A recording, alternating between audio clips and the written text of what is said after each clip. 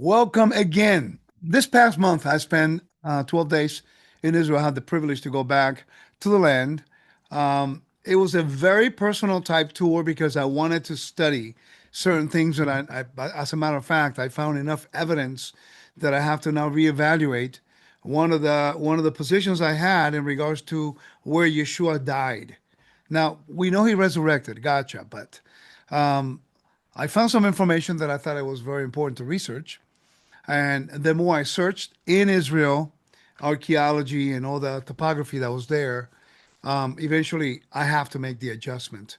And some people may find it kind of weird, but you have to learn when you are researching something.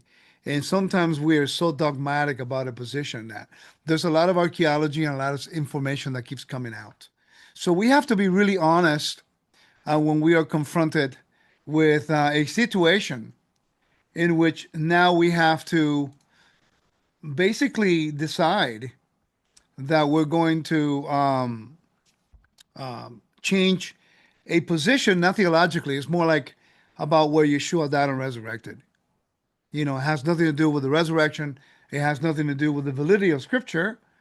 All we're trying to do is understand more, the context of death and burial.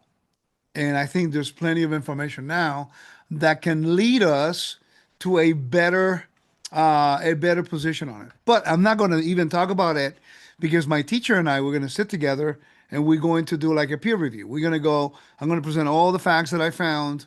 He's going to give me all the information that he has, and then we're going to compare notes, and then we're going to allow the evidence to determine truth. And that's something that, unfortunately, nowadays. Give me one second. Yeah. Unfortunately, nowadays, many are not interested in truth.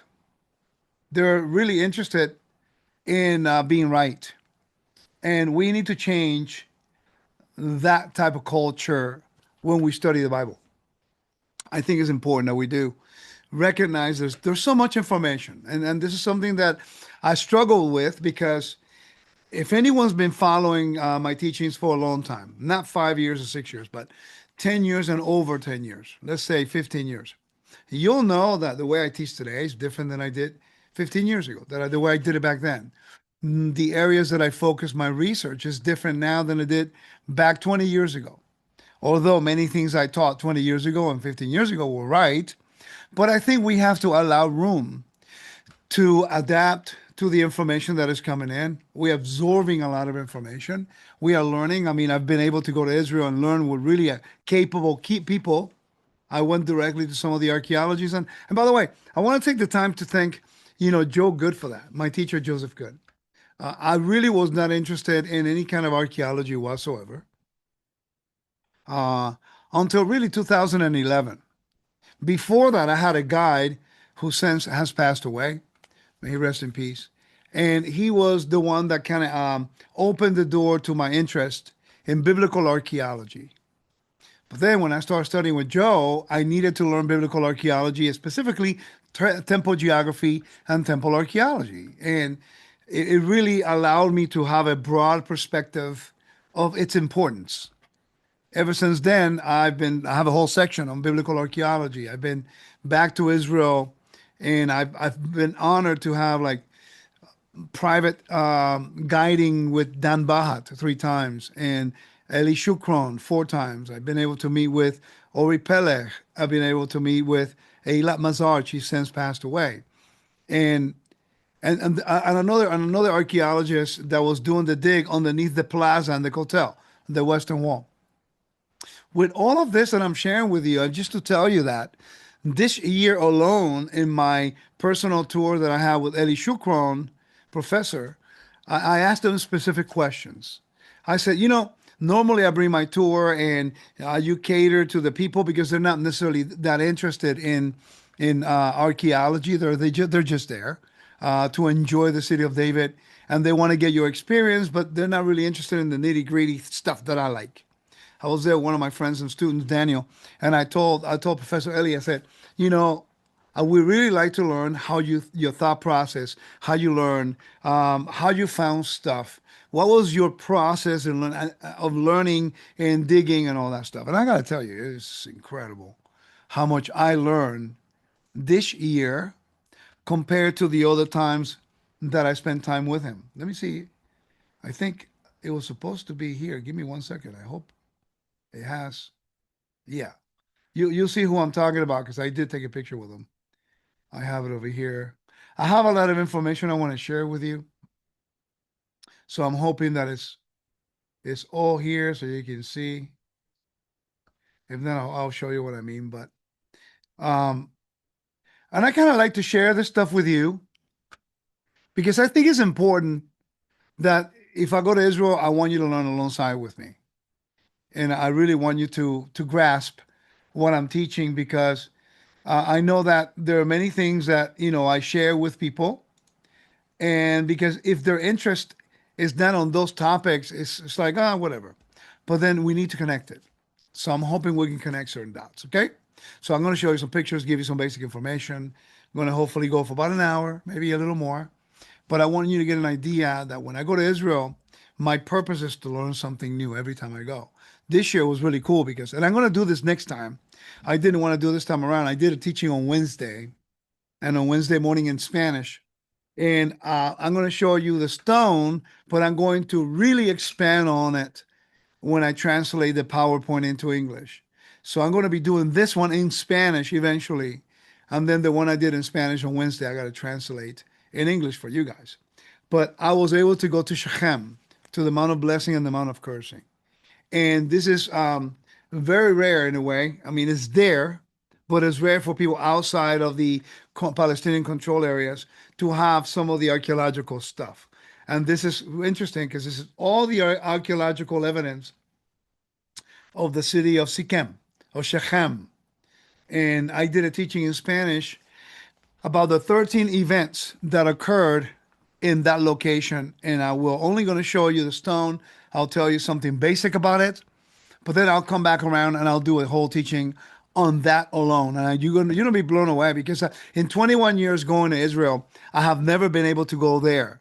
Normally, I go to the Mount of Blessing and the Mount of Cursing, and Mount of Blessings, Habracha, and I take my tours there and I teach from the top view all the way down to where they would have had the temple and also where the children of Israel would have been.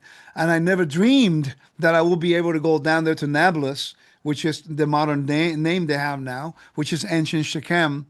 And I used to go to Itamar with my friends, Rabbi Moshe Goldsmith and Leah, and I would look over, always desiring to get to this particular place that normally Jewish people cannot go. If they go, they need an escort. It's a real pain to get in there.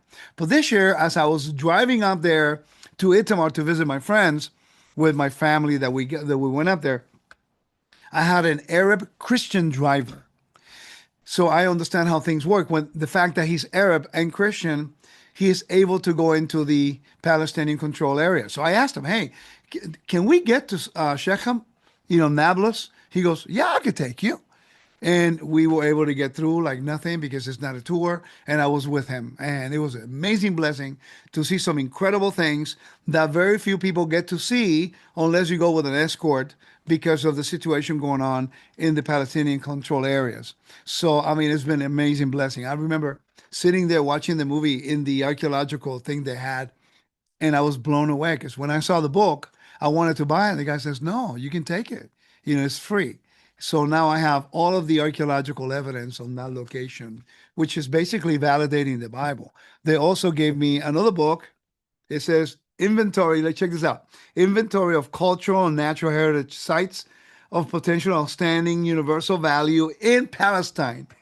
That's the only bad thing. They never mention Sikhem. They mention different names. They never say Israel. They say Palestine.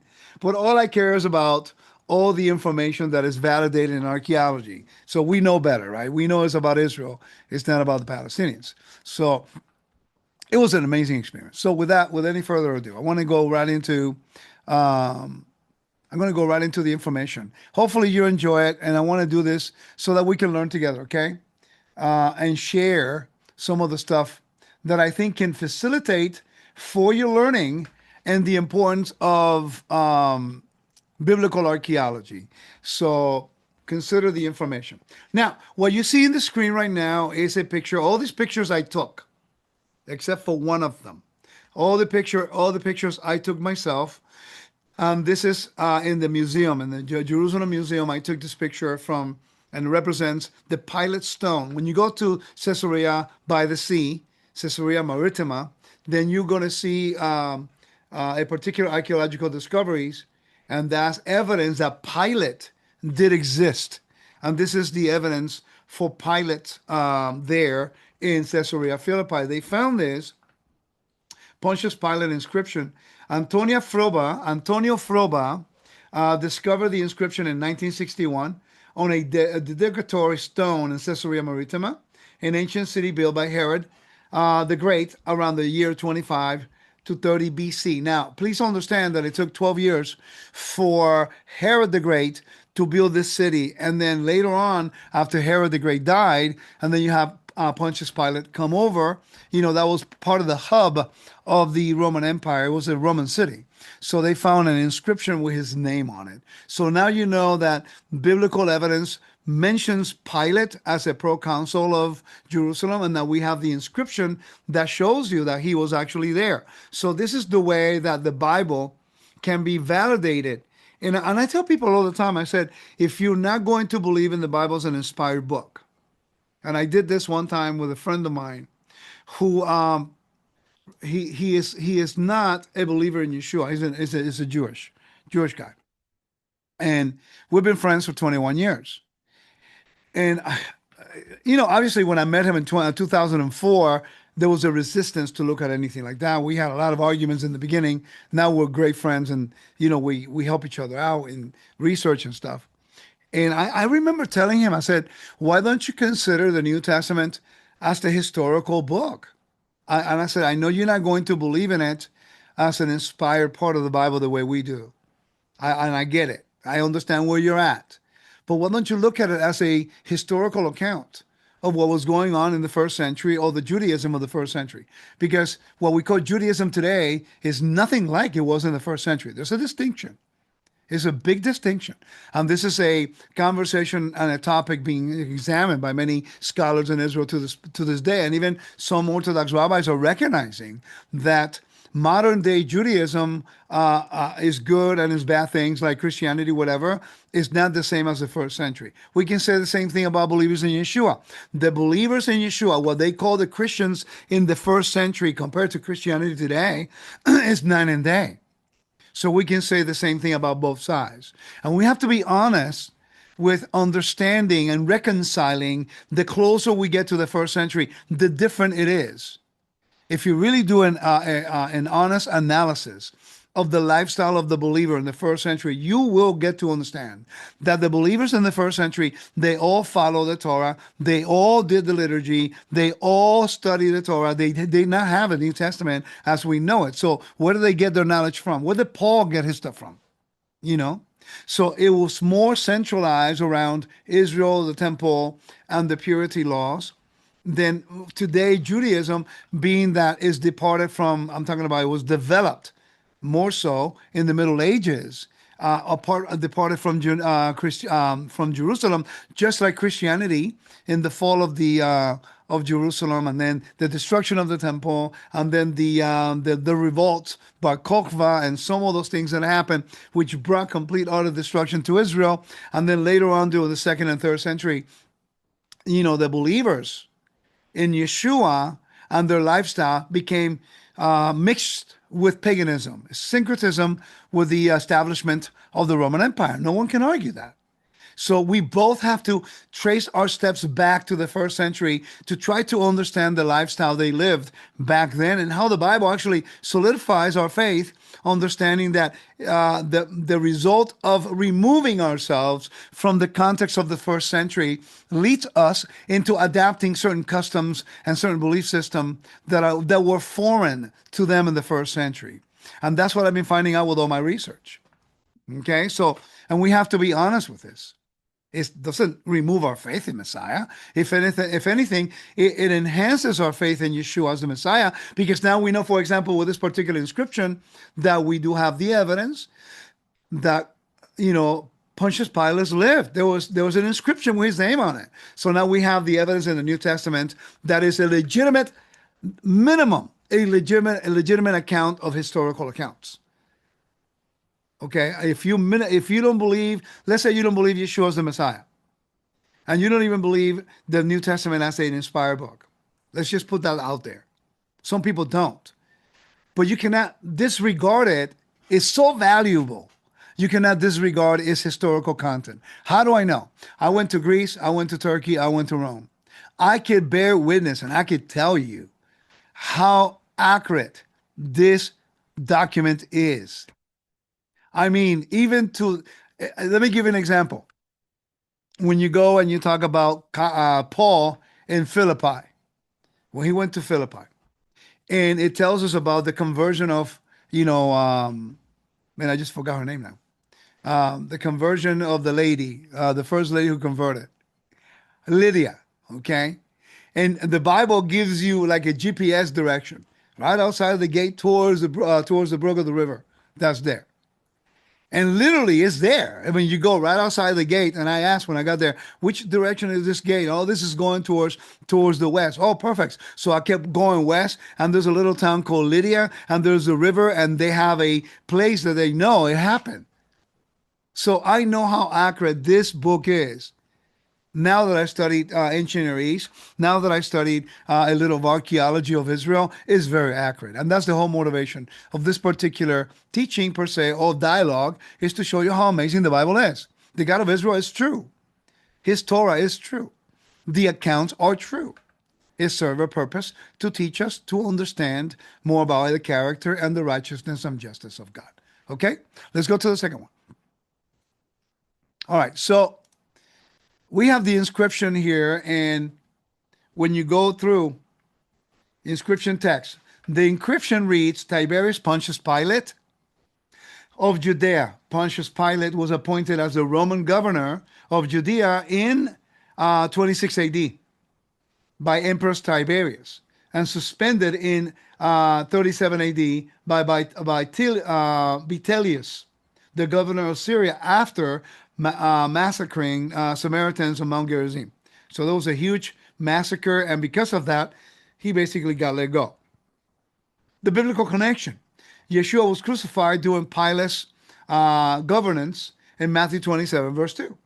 The inscription not only confirms the historicity of Pilate, it clarifies the title he wore as governor. Very important, okay? To know more about this, you look for Archeology of Palestine. The Lexham Bible Commentary tells you a little bit more about that. Now, this is a picture that I took in the Jerusalem Museum. The interesting thing is that 2 years ago, I went to Istanbul. The whole purpose of going to Istanbul was to go to the museum so I could see the other part of the Soreg. The Soreg, they found two pieces of it. If you don't know what the Soreg is, it's actually the wall that came around the temple during the time of the first century. It was a way, no Gentile can go beyond that point. Okay? No uncircumcised person can go beyond that point. So I went to Istanbul when I was going to Turkey and Greece and Rome, and I stopped there specifically for the purpose of seeing the other part, the other piece of the Soreg that the Ottoman Empire, the archaeologists found, but because the Ottoman Empire was controlling Israel at the time, then they took it to Istanbul Museum. And so why would the Muslims have a piece of the Soreg when they keep telling everybody that the temple was never located on the Temple Mount? And they have the evidence. Unfortunately, when I went there, they just so happened to be doing some work on the floor where the Soreg was located. So I couldn't see it. So it was beautiful to go, but I wanted to go see the Soreg. It didn't quite work out, but hopefully someday in the future, I'll go back. So just keep that in prayer. Okay, let's continue here. So we have the Gentile court of the Jewish temple in Jerusalem, had a 1.5 meter or 5 feet fence. It's called the Soreg, or barricade, right? Wall which contained notices in Greek, Hebrew, and Latin warning foreigners not to enter the temple. And the penalty will be death. Okay? Now, this is, I'm going to make a pause about the Soreg, and I'm going to talk about this particular picture that you see there. Is actually an inscription that I saw in the Museum of Jerusalem Museum, and it is a Theodotus inscription. Now, this is really cool because the inscription tells us about the priest and synagogue ruler.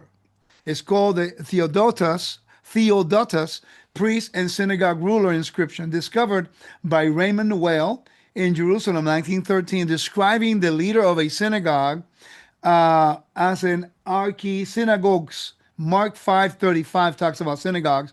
So what they did, it actually validated the fact that there were synagogues around the temple. The synagogues in the first century, they were more for teaching the Torah. It was not for service. The worship was done in the temple. The synagogues was for study, okay, communal location, and also for study, okay? Now, the temple area, let's go back to the Soreg. The wall was actually erected by in the Gentile court, which came between the beautiful Stoa, Basilica, and the sacred space of the temple itself. Go to Midot, in the tractate of the Mishnah, Midot 2:3, it tells us about it. Also, Josephus describes this. Josephus gives you a description of this. It says this in Antiquities of the Jews, in the midst of which, and not far from it, was the second enclosure to be gone up by a few steps. This was surrounded by a stone wall, soreg, for a partition, with an inscription forbade of foreigners to go under the pain of death. Now, Paul goes in. Josephus gives a second description. Let me read this, and then we'll go back to the evidence of the first century. Josephus and Jewish War says this: when you go through these first cloisters, the second court of the temple, there was a partition made of stone, soreg, all around. It says made of stone, and the evidence is the picture is it's made of stone. Okay, it's probably about this thick anyway. I took a picture in the front and also on the side to see the thickness, about a cubit. Okay, and it says its construction was very elegant, and stood upon pillars at equal distance from one another, declaring the law of purity, some in Greek, some in Roman letters, that no foreigner should go within the sanctuary, for that second court of the temple was called the sanctuary. And very important evidence that a primary source like Josephus tells us that did exist. The New Testament also testifies that there was an event that occurred there with Paul being arrested when he led Trophimus, or they thought that he led Trophimus through the Soreg, which was the reason why he got arrested. Some people thought that he led him into the area of the temple that only Jews can go in, only people circumcised.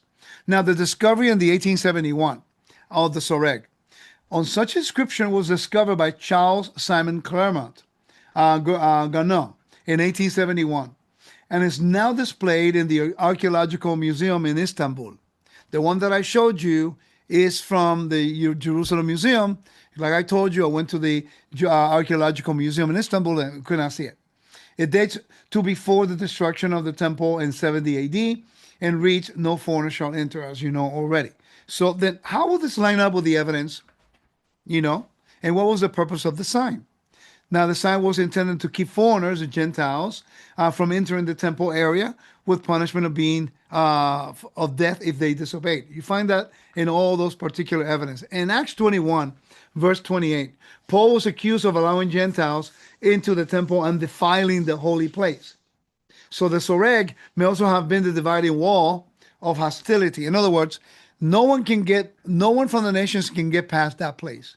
And I think that Ephesians chapter 2, verse 14 is alluding using the metaphor of the Soreg, which was a division of sacred space between people out of covenant into covenant. And this is my personal belief that Ephesians chapter 2, verse 14 says the middle wall of division could apply to two things. Symbolically, in the physical, talk about the Soreg, which was the dividing line between sacred space and the Gentiles. That was the dividing line. Through Yeshua, in a covenantal relationship, now we would have access, but you still have to go through the process of the law that allows you to go through covenant relationship, confession, loyalty to the Torah, and circumcision. Because the book of Ezekiel tells you that no uncircumcised in the flesh and in the heart will be able to go into God's sanctuary in the Messianic era. Ezekiel 43 and 44 is very clear on this. But why is this piece of evidence so important? Because it shows us biblically, Paul was there in the temple, primary witness. He saw it. Now, if you do not study the temple geography, you're never going to make the connection between the soreg. By the way, I could show you what the soreg was. Let me see if I could go here real quick. Give me a second. I have a picture. Let me see if I could do it. Give me 1 second. Yeah, I got the pictures right here. I can show you. Okay, these are the pictures from the trip. And when I went on the Temple Mount,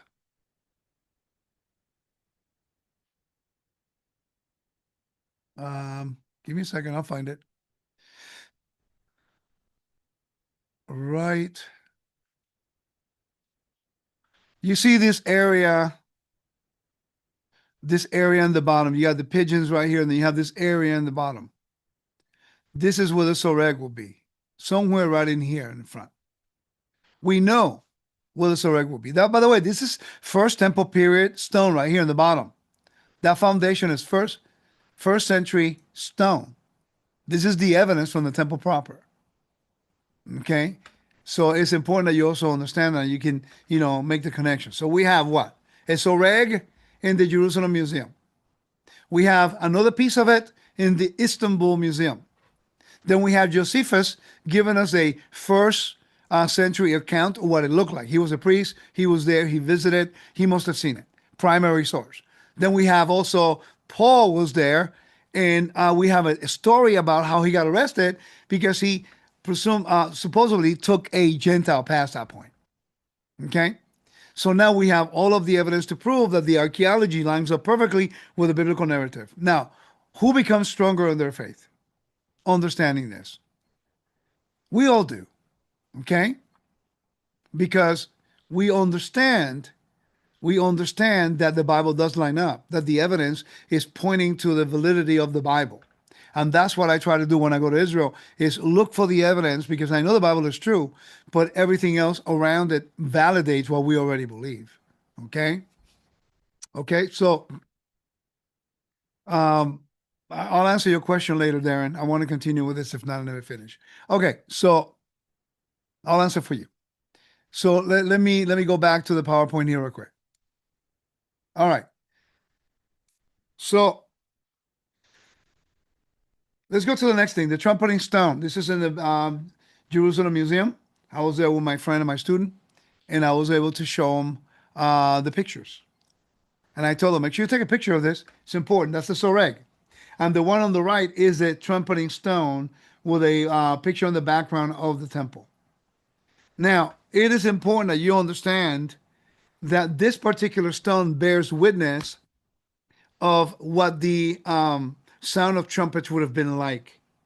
If you go to the temple app, the Wisdom and Torah temple app, and you can go right to the southwest corner, and you can read all the information from Josephus and also the Mishnah that tells you about how and when they blew the shofars in that corner, the trumpeting stone. So that when the Romans destroyed the temple and they threw over the stones, it came on the first century street, and they actually found the cornerstone. That one is the original one in the museum in Jerusalem. But when you go to the southwest corner down there in the first century street in Jerusalem by Robinson's Arch, you can see the replica that was made there, where they found it in the same spot. Okay, so the reconstruction drawing of the priest blowing the trumpet while standing in the niche, you can see it over here in the corner there. Okay, the inscription of the trumpeting stone, which reads, "To the place of the trumpeting too." The inscription is incomplete, but probably reads, "To the place of the trumpeting to announcing the separation between the holy and the profane." The unique cornerstone. However, this stone was different, not only because it was a cornerstone, but because a niche was cut out of the inner slope of the southern side. Above this niche was the inscription in Hebrew, which read, Ibet Hakia Lechat, it says the first two words means to the place of the trumpeting, but the last Hebrew two words are incomplete. Okay, so Lean Ritmeyer talks about this in length. I highly recommend you get that book, The Quest, and you read a little bit more on that. Let's move on to the next one. It's called Moloch. Okay, now we know Moloch was that picture right there. You find it in Bethsaida. There's a replica in Bethsaida. When I went back a year and a half ago, I think 2 years, no, 3 years now. And 3 years ago, I took my tour. When we went back to Bethsaida, at the entrance, they had this particular stone, but now they kind of toppled them over and they kind of defaced it. Okay, but this is the original one in the Jerusalem Museum. Now, again, let's go back to the validity of Scripture. We know the Scripture tells us the worship of Moloch occurred in the Bible. But now we have the evidence. The archaeological evidence now shows us they found it. They found the inscriptions. They found a replica of a stone as a covenantal stone with an image of Moloch, right? The name of a national god of the Ammonites to whom children were sacrificed by fire. He was a consuming and destroying. He was the consuming and destroying and also at the same time purifying fire. In Amos chapter 5 verse 26, your Moloch of the authorized version is your king, by the way, because the same letters, Moloch, the three main letters that make up the name Moloch, is the same word as Melech. Okay? The same letters for king, Melech. So they take the word Boshet, which means shame, and they take those vowels and put under the name of the three letters that means king in Hebrew, but to this particular god is Moloch. Not to give any, it's not the king of Israel we're talking about here. It's the king of the underworld. Why would this was such an abomination? Because it was about death. It's a death cult, and the temple is about life. Okay. Now it says, your Moloch of the authorized version is your king in the revised version. In Acts chapter 7, let me go read here. Acts 7, verse 43. Acts 7, verse 43. That's a speech of Stephen. It says, you took up the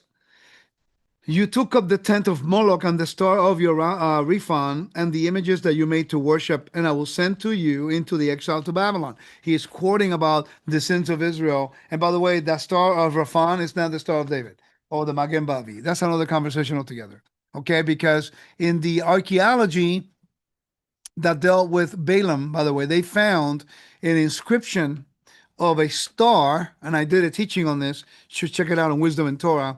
They found the star out of David. Okay, the star shall come out in the story of Balaam and the blessing of Balaam towards Israel. Right? It talks, I see him, but not now. A star shall arise from Jacob. Now, what people don't realize that the star in the ancient Near East was also a sign of kingship.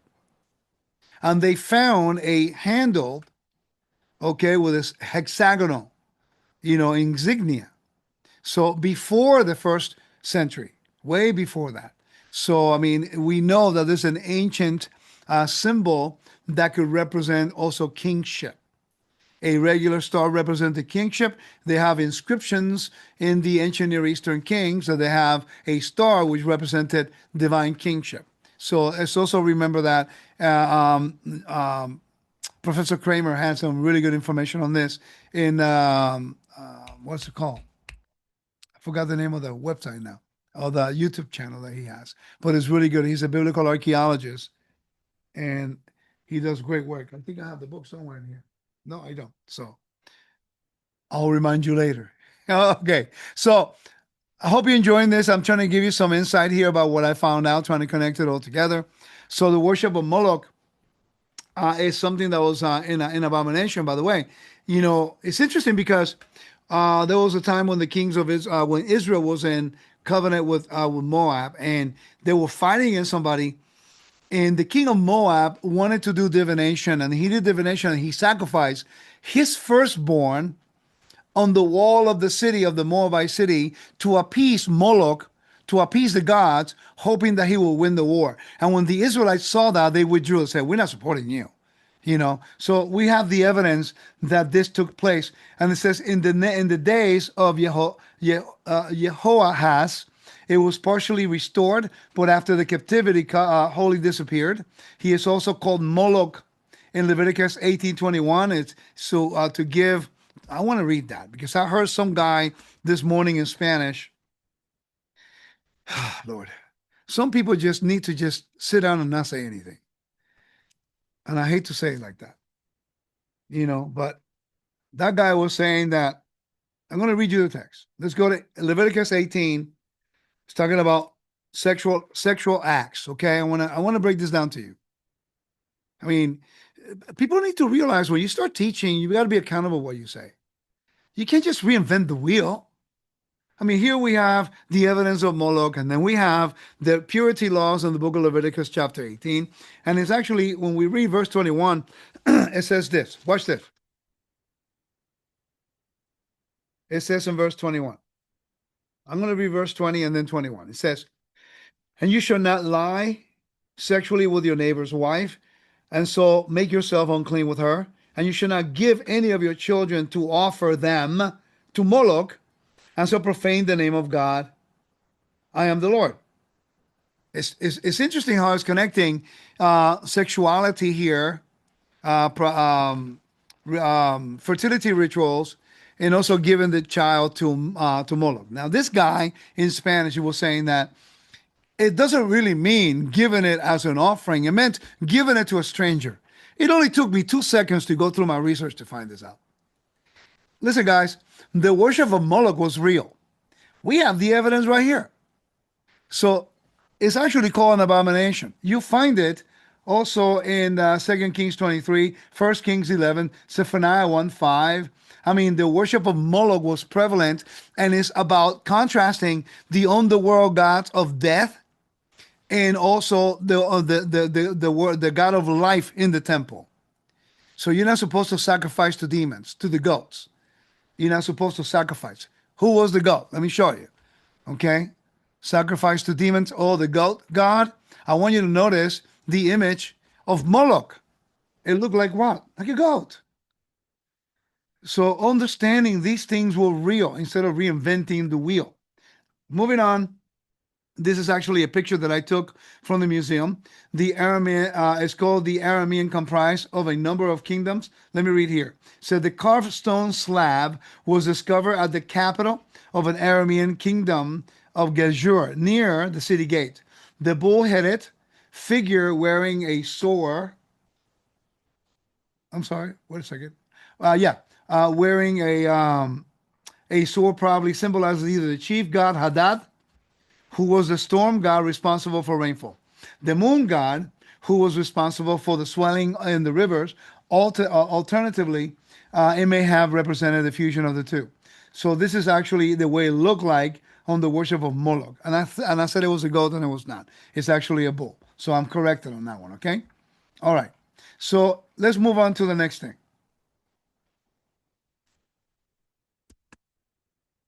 When we study, let me see if I could.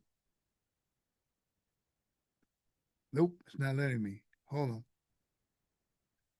Now it will. Again, let's go to the Shiloh inscription. I took this picture when I was in the museum this year, and I've taken a picture before. I never really paid that much attention to it before. And that's the inscription in Paleo Hebrew, Hezekiah, of the tunnels in the pool of Shiloh. You have the wet tunnel, and then you have the dry tunnel. Okay, the dry tunnel today used to be a wet one back in the time of the Jebusites.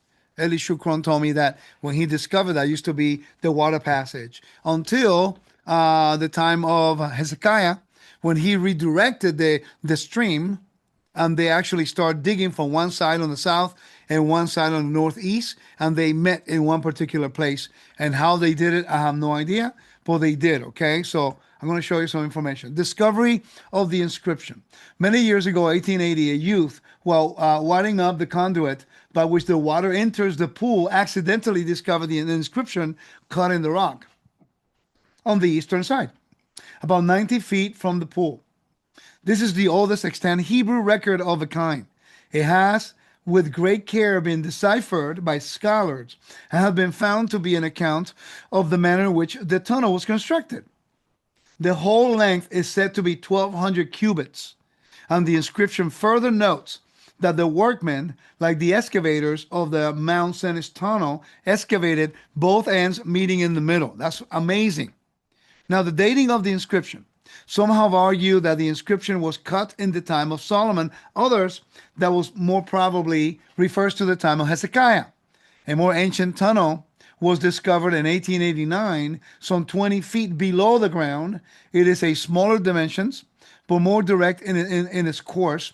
It is this tunnel that Isaiah 8:6 probably refers. I think that's the one that I was on. Okay. Now, recovery of the fragments. The Siloam inscription above referred to what was surreptitiously cut from the wall on the tunnel in 1891 and broken into fragments. These were, however, recovered by the effort of the British consul at Jerusalem and have been restored in the original place. Okay, but you have to go to the Jerusalem Museum to see this. Now, check this out. This is a picture that we took this year, about 2 weeks ago. And when I was there with Eli Shukron, and I gotta tell you, I've been through the city of David. Every time I go to Jerusalem, I go to the city of David. I go through the whole thing every time. But I've never, and I walk past this place, I never bother to really pay attention to the inscription here until this past May when I was there with my tour. And Eli Shukron, I told him, we already been through the bottom one. Let's go to the top. And we went to the top. He goes, by the way, this is the place where they met. This is where they start digging from one side, from the south side, and they met right at the spot. And it was so cool because I've been walking to the city of David and all that area for the last 21 years, and I never really seen it or paid attention. Maybe because I was going under the whole time, and I was able to see the place where the inscription and also the place where they met. That means that immediate underneath where I'm standing, that was the connecting place. People digging from one side, people digging from the other. Now, what I do not understand, and I cannot even, I don't even know. How in the world do they have the technology to start digging from one side and end up in the same spot? I have no idea. I mean, you have to think about the technology, right? We think that they were so far backwards back in the day. Boy, are we wrong. Their technology is so far advanced. Some of the ancient rocks still standing today, like the walls. Some of the foundation, the walls and the foundation. Let me show you something cool that Eli Shukron showed me. I'm going to go to the pictures here again. See if I can see them. Give me 1 second. It's not part of the presentation, but I want to show them to you. Okay? Because I think you'll enjoy it. Let me see if nope. I got to, give me a second, guys. I'm just working with everything here while, I got to get the pictures again. Photos. There we go. Right here. The photos. I want to show you this. I think this is really big. I think you'll like this. This is pretty cool. At least for me, okay? So I went to the Temple Mount. What was I going to show you? I just forgot what I was going to show you. Okay, I know what.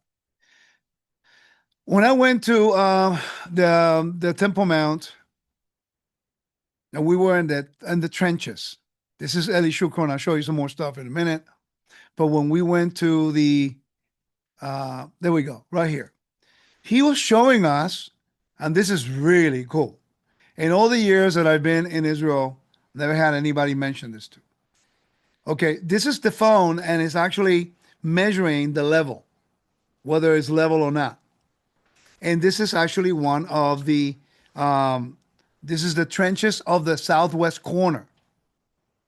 And Professor Shukron says, if you have the phone that can measure the what is called the lever, you can see that every single line.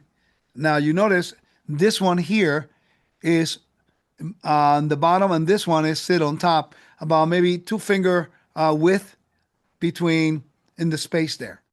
But every single stone that we put in It came to zero, meaning that it was perfectly level, perfectly level. The technology, you see the space right here? This space between this line of stones and this one is consistent throughout, same space and the frames. But you look at the level here. Zero. It's perfectly level all the way. Remember that Mount Moriah is actually a mount. These people dug a platform, they pulled the trenches, and it was perfectly leveled all the way through. Let me show you a few more. It's incredible. This is another line of stones than the one that you saw earlier. And that's my friend Danny there. Okay, so I found it fascinating the technology that they had back in the day. Makes us wonder. Sometimes we think that we are advanced, and here we have this huge structure. And I was able to go all the way down to the trenches. I've been there now for a long time. Every time I go there, I'm blown away because Josephus talks about it. Josephus talks about the trenches of the temple, how that's the extended wall, by the way. The south and the west, that's not original from the first temple period. That's the expansion of Herod. And he describes, in one of his books about how they built, the expansion. The whole western wall, the Kotel, is actually the expanding. It's not part of the original temple in the first and second temple period. This is from the expansion of Herod much later, about 20, 30 years before Yeshua was even born. So it's incredible to me the high level of technology that they had at the time. So let's go back to the Shiloh here so we can continue and maybe finish in about 3 hours here. All right, guys. So this place is really cool because now you can really go in and you can walk in the city of David and you will literally be walking in the place where they connected. You hear the story. Now we have the evidence that is there. Let's talk about the water conduits because you're talking about the Gihon, right? So the water conduit, the city of Jerusalem, like other fortified town, founded close to spring in Bronze and Iron Age, in Israel. Gezer, Givon, Lachish, and Megiddo, right? Had a system of channels and tunnels to supply water to its citizens. So we know that Gihon was a source of water for the Jebusite city, which later became the city of David. The Gihon was never, ever, ever a source of water for the temple. Ever. Whoever tells you that the Gihon, I'm going to say this in out confidence, not arrogance, please understand, but whoever tells you that the Gihon was a source of water for the temple, they don't know what they're talking about. I asked Eli Shukran. I asked Ilan Mazar. I asked Dan Bahat. I've searched through Charles Warren and Charles Wilson. Anyone who knows biblical archaeology and topography in Israel will know really quickly that it will be impossible for the waters of the, not even talking about purity laws of the temple, just logistically where the location of the water will be. It was never a source of the temple. Water, ever. So when people keep telling you that the temple was in the city of David, stop it. There's not one shred of evidence of the temple ever being the city of David. Be responsible with your research. We cannot continue to propagate fake news. It is not true. The temple was always on the Temple Mount. Okay? And if you want to find out more, consider coming with me on a tour. I just so happen to be taking a tour in November 2026 in English and March 2027 in Spanish. So let's do a biblical challenge. Let's go there and compare the information and let the evidence establish truth. And we go from there, okay? But the whole thing about the water of Gihon being the source of the temple, no. Now, there was a temple. There was a temple there, but it was not the Temple Mount. Let me show you what I mean. You go back to the pictures.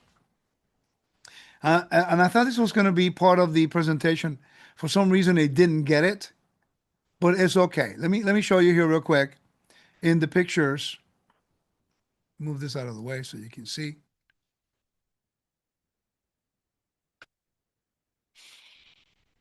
These are the pictures that I took here. What was I talking about just now? I just went blank. I got so much going on. Can somebody remind me what I was just talking about? What did I just mention? I just went blank. I got so much thing going on in my head right now.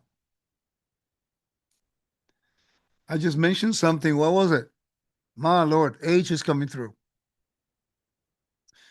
What was I just talking? Somebody help me out. You guys are here. What was the last thing I mentioned?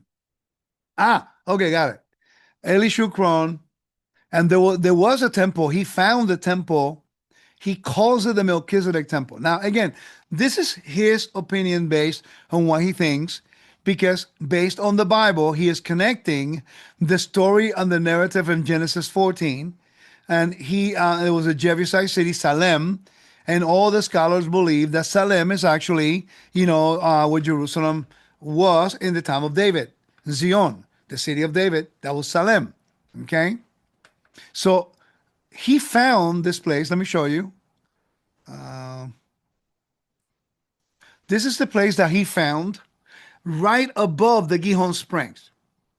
Now, what's important is that right here, there was a temple of the Jebusites. He believes it was the temple of the Jebusites. Okay, during the time of Melchizedek. That's what his opinion is. I respect his opinion.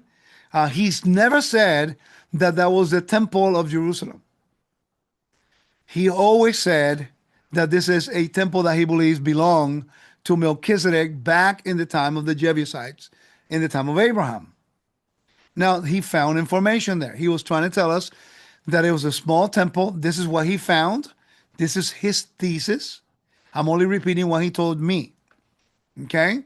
So as he's guiding us through it, he is showing us about a stone they found with Bethlehem on it. That's something else. But this is his rendition of what that location looked like. This is not open to the public, by the way. This is right above the Gihon Spring. And I'm going to show you how significant this place is, though. Because the Bible talks about the anointment of Solomon as king by the priest Zadok. Now, I also want you to remember that in the time of David, they had the tent of David, the tabernacle of David. And we do know that the Ark of the Covenant dwelled there. They have the tabernacle in Givon, about 2 miles north of Jerusalem, where they did the offerings, until Solomon came and built a temple on the Temple Mount, Mount Moriah. And then from that moment on, they could not have anything any other place except for Mount Moriah. And we have the evidence when the temple is dedicated that they removed the ark from the city of David and brought it up to the temple. You see that in the storyline. It tells you right there. So it's interesting because he is saying, this is his thesis. He says, before Solomon got anointed in this location, before the Ark of the Covenant was north of the Gihon in the tabernacle of David, in the city of David, to protect it from the Philistines, before, he believes this would have been a temple where Melchizedek would have officiated. That's what his thesis is. Why would it make sense? Because it was a Jebusite city. Melchizedek was a king of Salem, king of righteousness. And back then, kings and priests can do priestly duties until that was later on separated by God, given to the sons of David as kingship and the sons of Aaron as priests. Now, I'm not saying this was the temple of Melchizedek, but what I am saying, however, that it just so happened that the Gihon Spring, above it, just like the Hebrew text says, Solomon got anointed to become king. And the Gihon was actually outside the city walls until later on, one of the kings of Israel enclosed it and made it part of the city. Keep that all in mind. Is this making sense to you guys? Is this making sense to you guys? Making sense? Please give me an answer so I know you guys are with me here. Perfect. So it is important that we understand. So, and I ask Eli every time I see him, I say, he has never said that this was where the temple was. He says his thesis is he believes this was the temple of Melchizedek. They actually found a stone right here. They found a stone. He has it there. They found a place where will be for an altar. So this is what his thesis is. And, that's what archaeologists do. They try to dig up some stuff, but he makes some pretty interesting connections with what would be the source of water and also the purpose of these things there. So let's move on to the next slides, okay? All right. Let's continue here. What you see on the screen is actually a conduit. This is one of the part of the aqueduct that you find in the Jerusalem Museum, right behind, right in front of this whole thing there, back here, you see the temple model. That's a huge city of Jerusalem in the first century, 70 AD. It's a huge model. That's why I take my tour every time. I take them and we start there. Our tour in Jerusalem always starts in that museum. Okay? Yeah, I mean, Darren makes a good point here. I recently read the aqueduct built by Herod ran through Bethlehem and fed cisterns into the temple. The Gihon fed the pool of Shiloah, which supplied the very small amount of water because of it. Absolutely. And what you're talking about, Solomon's pools. Solomon's pools in Bethlehem, which, by the way, water was coming from there through this particular conduits. It says, in more peaceful times, Solomon and his successors constructed two conduits, the older and open rock cut channel, and the other built partly on masonry and covered with flagstones. They led the overflow of Gihon from its reservoir, now with higher walls, and raised the water level called the upper pool. It's about 1,300 feet, along with the side of the Kidron Valley and the lower and old pool. Okay, let me move on here. All right, Hezekiah's preparation. When Sennacherib invaded Judah and the siege of Jerusalem seemed imminent, Hezekiah stopped all of the foundations outside the city walls, by which seemed to be meant of apertures of Shiloh conduit, and the brook Kidron ran through the fields below the city. Second Kings chapter 32, 1 through 4. There was a brook in the Kidron Valley. By the way, it tells you also that Solomon built parks and he built gardens, and Jeremiah calls it the king's gardens there.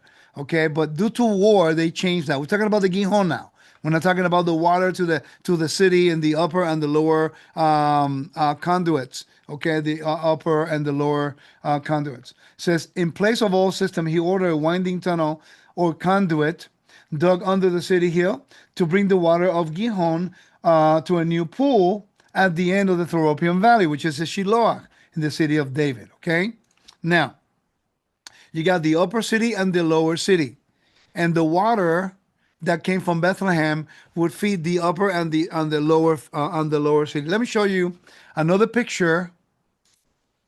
Let me show you this picture, and I took it from David's Citadel. You go here real quick. David's Citadel. By the way, we're selling these. If anyone's interested, let me know. These are pins of the facade of the temple. I'm the one of the contact person of the rabbi in Israel. So if anyone is interested, let me know. They're really nice for a chain or for a jacket. You can put the pin. All right, let's move on. So I went to the David Citadel. Hopefully, I'll find the pictures here. Thank you for your patience. I wanted to show you this. It's very important. So we went to David Citadel, and I was able to see from the top of Fazael. There are three towers, Miriam, Fazael, and I forgot the other one, the other name. Herod built those three towers. From that one tower, you can see one of the ancient pools in Jerusalem. And I'll get there in a second, guys. Give me 1 second. Where is that picture? Where are those pictures? Give me a second. I'll get you there. Oh, I know. I got to keep going up. Right out here.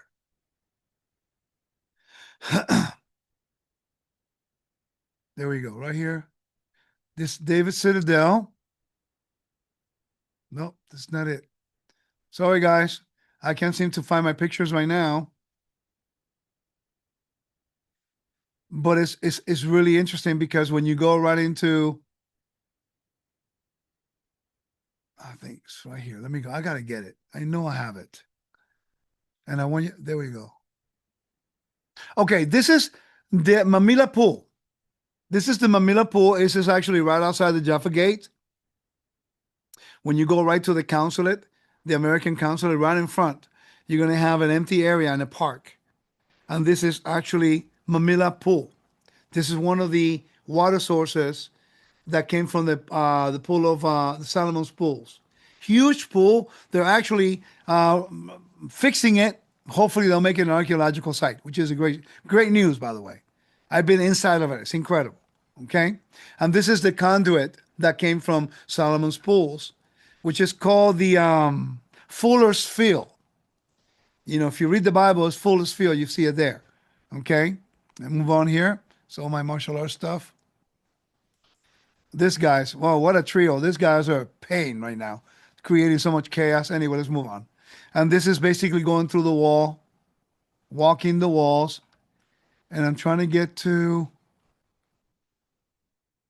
is this it? This is the citadel. And I went to the tower. There we go.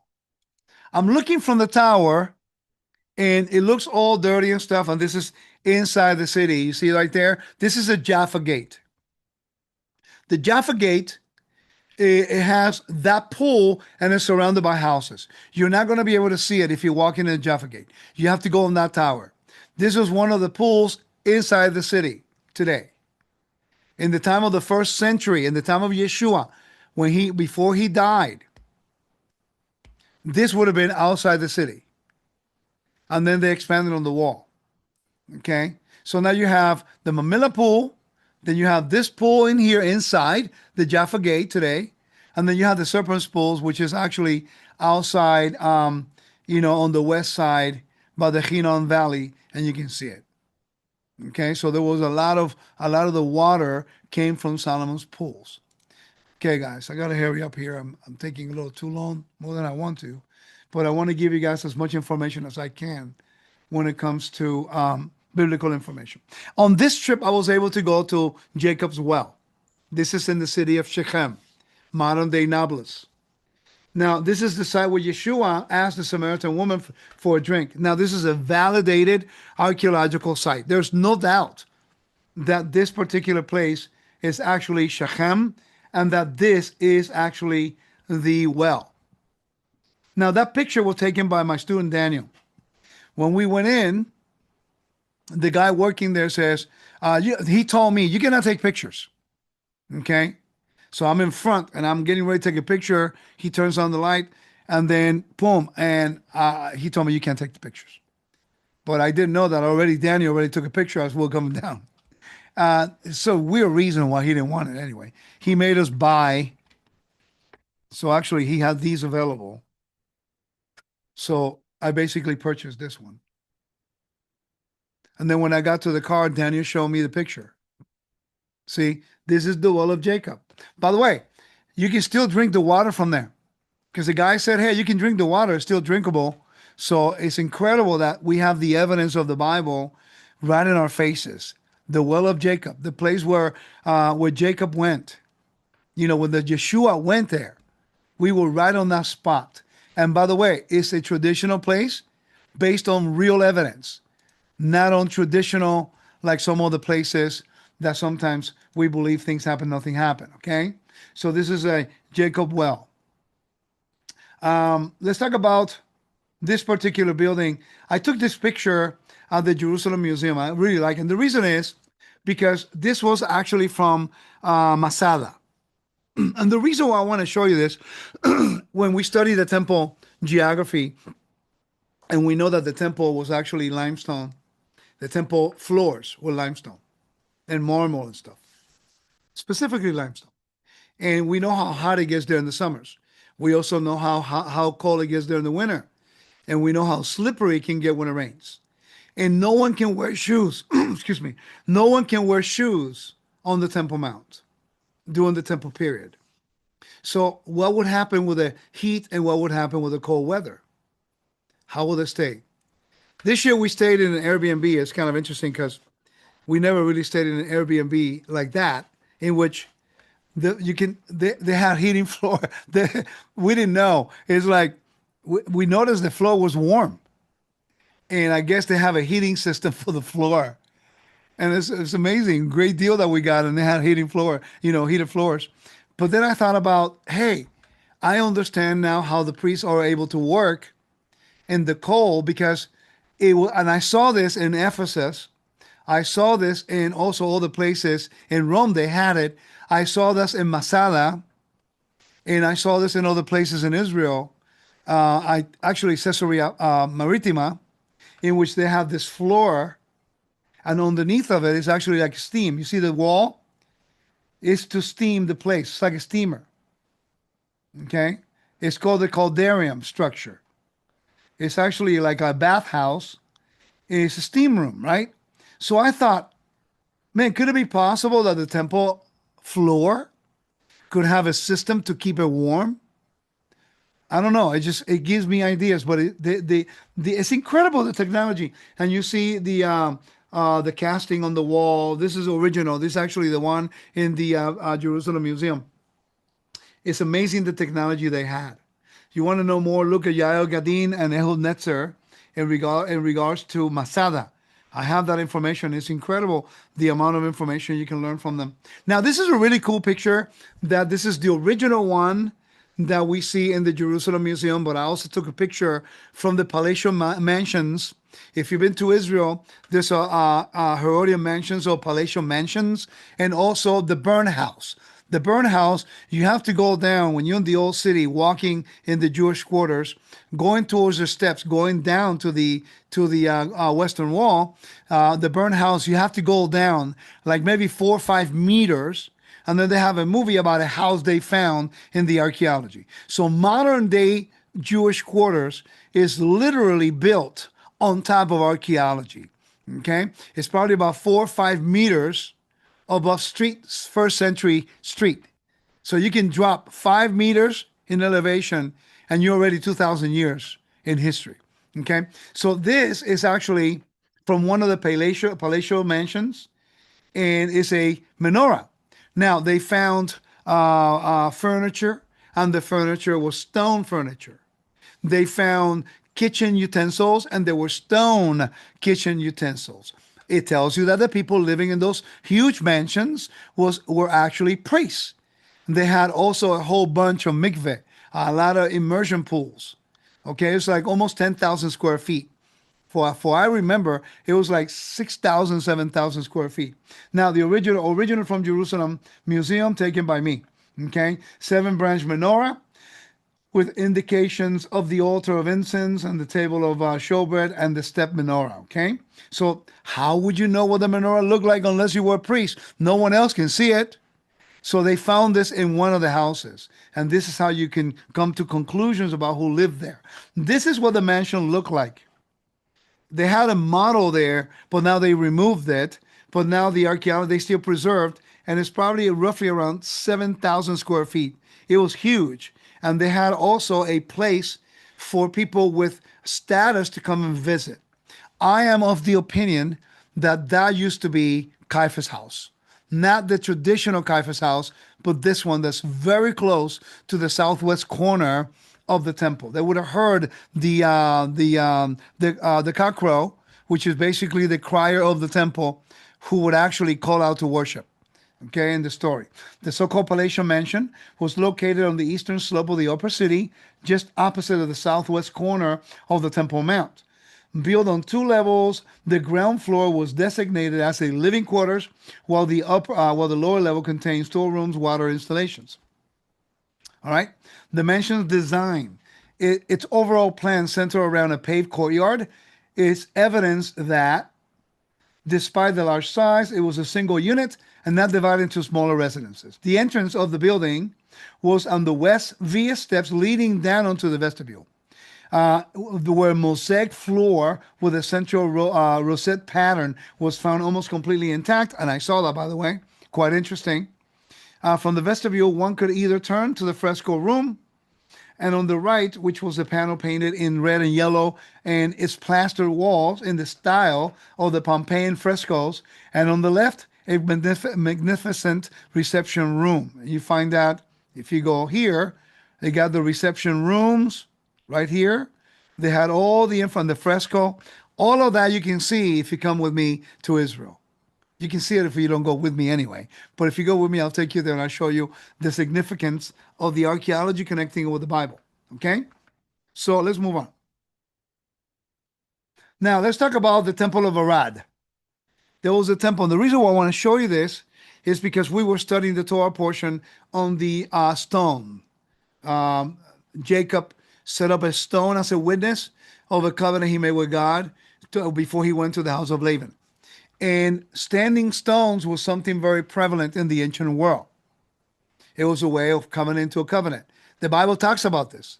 And in this evidence that I show you from Shechem, it has the a stone that Joshua erected when he ratified the covenant in the book of Joshua and also in Judges.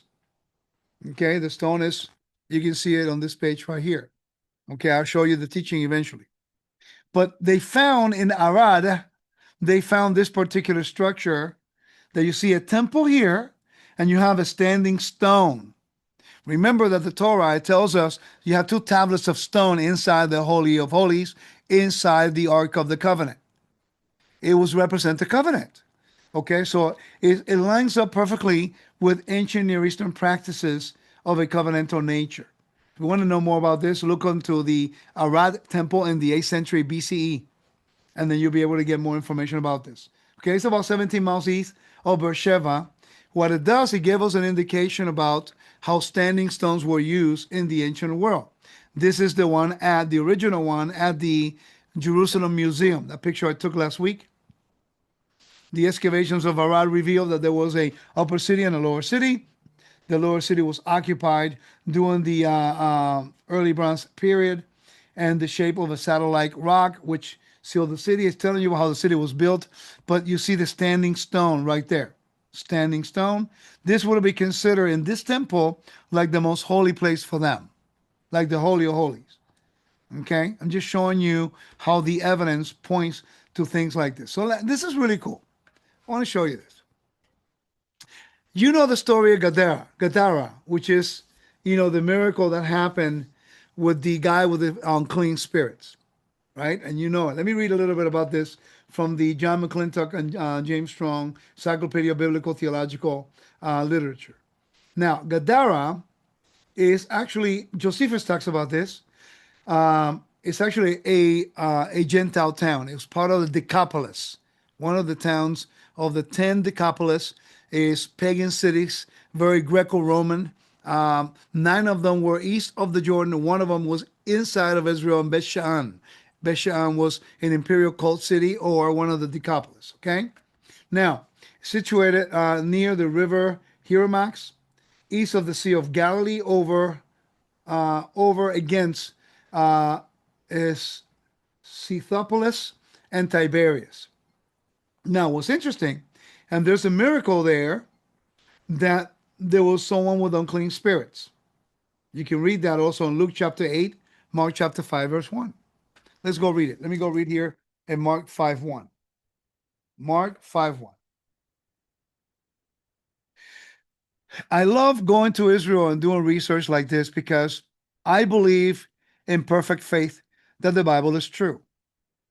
But there are a lot of people giving you fake information. It's always nice to go to Israel, and when you take pictures, you do it with a purpose.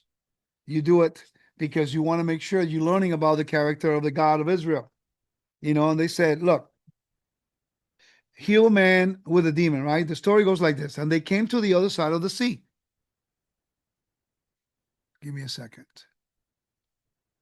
They came to the other side of the sea, to the country of Gerasenes, Gerasenes. And when Yeshua stepped out of the boat, immediately there met him out of the tombs a man with an unclean spirit. Okay? And no one can bind him anymore, not even with a chain. Now, if you keep reading the story in verse 12, let me go verse 9 forward. And Yeshua asked him, what is your name? And he replied, my name is Legion. Interesting. Why Legion? Right? For we are many. And he begged them earnestly not to send him out of the country. Now a great herd of pigs were feeding there on the hillside. And they begged him, saying, send us to the pigs. Let us enter them. So he gave them permission, and the unclean spirits came out and entered the pigs, and the herd, numbering about 2,000, rushed down the steep bank into the sea and drowned into the sea. Whoa, interesting. And everyone normally focuses only on the evil spirit, casting demons, casting demons. But we're not focusing on the story behind the narrative. Did you know that this story is more than just taking out the evil spirit from this man? Yeah, that occurred, but there's a message behind it. First, he lived in a pagan city, right? And there was unclean, impurity, abominations, everything, moral behaviors, moral misbehaviors. Now he asked, and Yeshua asked him, "Who are you?" He says, "Legion." Just so happened that the 10th Legion, you have to look at the banner of the 10th Legion. So I'm going to show you now. When you look at the banner of the 10th Legion, what do you see? A boar. You see a boar. So when you look into the storyline, if you study ancient Near East, this will permeate with message. See, the 10th Legion, this is the boar right here, okay? And this is the 10th Legion. So what does this mean? What is this about? Well, in the ancient Near East, and I was reading about this today on this book, okay? You have chaos. The sea represented chaos, the underworld, death, right? Evil spirits, we know what they represent. The man represents humanity that is falling. The storyline goes on the east side of the Sea of Galilee, basically now in the pagan area, okay?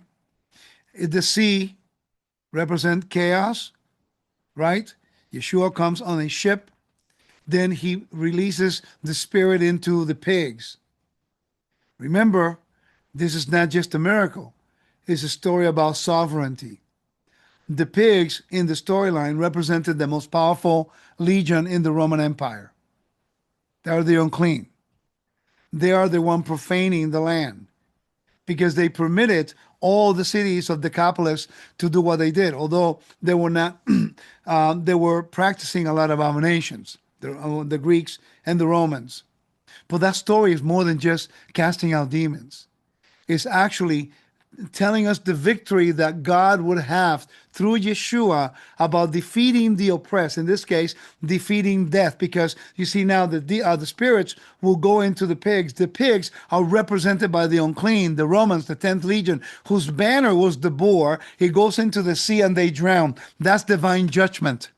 If you study ancient Near Eastern context, you will get this. So the whole miracle and casting of this evil spirits and the storyline is connected with real events taking place at that time frame, in which now the Romans are in possession of the land. They are imposing their will upon the people, and Yeshua is telling them that the God of Israel, through him, is going to have victory over chaos, victory over death, that they will drown, they will be defeated. And that the evil spirits, which is caused by immorality being practiced in those cities that affected this man, he will be set free from it. Guys, the Bible is true. The Torah is true.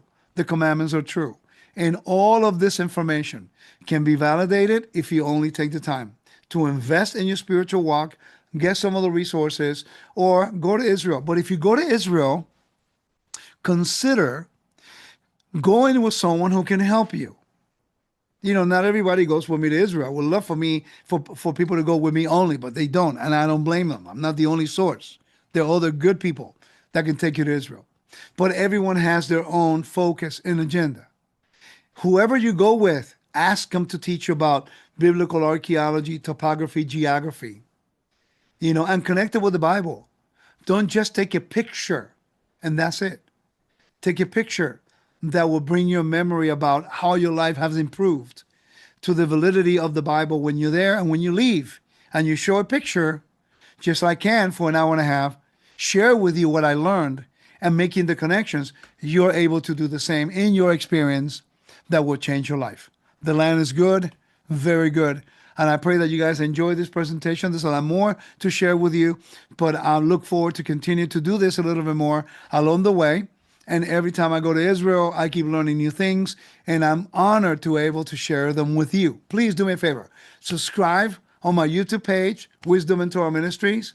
subscribe to my regular website, wisdomandtorah.com, and also help us continue the work of the Torah, because, these trips are important for me to take, to educate, to help myself, and to also for those of you who want to get this information and you want to have a credible resource. Hopefully, I earn your trust to be that credible resource to give you the information that you need to complement your walk in Messiah. May the Lord bless you and keep you guys. Thank you so much. We'll see you guys soon. Shalom.